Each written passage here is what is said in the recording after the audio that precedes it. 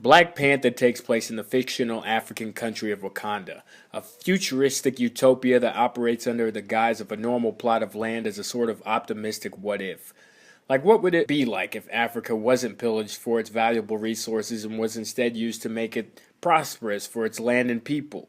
The film springboards from the events that happened in Captain America's Civil War, where we're first introduced to T'Challa, aka the Black Panther, after his father, who was at the time the reigning king of Wakanda, was killed by a bomb blast. But even though he is the assumed heir to the throne, T'Challa must still earn the right to it through a ritual battle to the death with a warrior from one of the other tribes in Wakanda. Yoga! For the most part, I really enjoyed the story. Though this isn't an unconventional film by any means, the movie carries a lot of the same beats and conventions from not just Marvel films, but other action films in general. But I like that it placed emphasis on a culture not very well known to the majority of the people who will be watching it, and made it modern and cool and a treat to experience. And considering the fact that black people aren't especially prominent in the history of fantasy films, this was quite a sight to behold. Personally, I'm not too harsh on a film that uses been there, done that plot lines if the film at least tries something unique with the tools it has, as was the case with such films as John Wick. Obviously, Marvel is a stickler for maintaining its formula, so I didn't expect much of an exploratory deviation when it came to the overall story arc in this film, but Ryan Coogler does his best. Certain aspects of Black American and African culture were meshed so well with the advanced and fantastical aesthetic that I wonder if it would have even looked as good without a director such as Coogler. And it didn't hurt that they got the same cinematographer that just garnered an Oscar nomination for her work on Mudbound, which is a very underrated gem I reviewed about a month ago.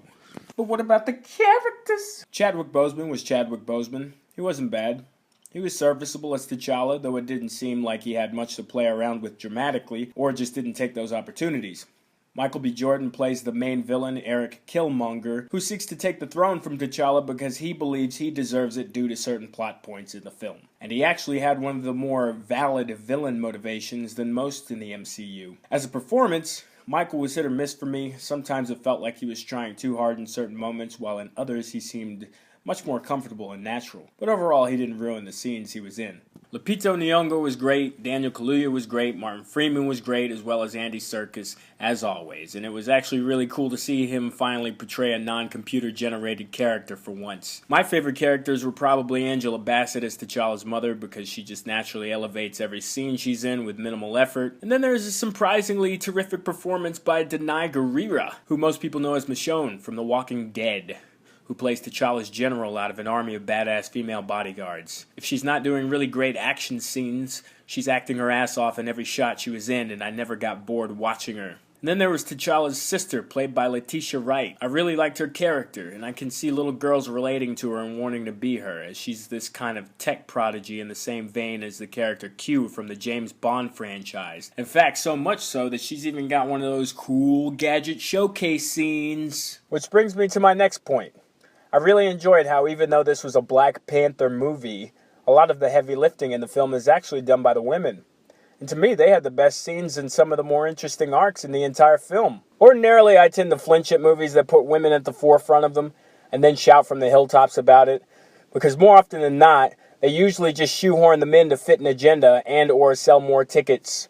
And obviously, no, I don't think there's anything wrong with putting females at the forefront of your film so long as it fits your integral vision as a storyteller and not because some activist group got mad at you. But I digress. I didn't feel that in the slightest with Black Panther. It really felt like the female characters portrayed had actual organic motivations and reasons for belonging in the story. Overall, I really enjoyed Black Panther.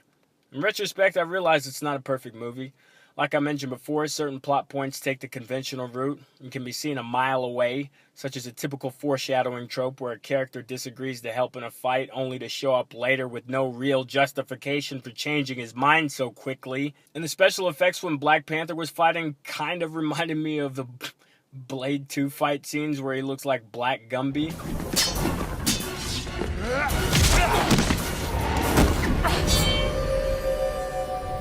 What the I would rather just have seen some really great choreographed and practical fight scenes rather than all that CG shit. But regardless, go see the movie. It's very entertaining, and it's great to see a movie where black people aren't downtrodden and despondent, but happy. I may see it again in IMAX because I didn't feel my theater's sound system was particularly up to snuff. But with that said, Go see Black Panther. You'll have yourself a black ass time.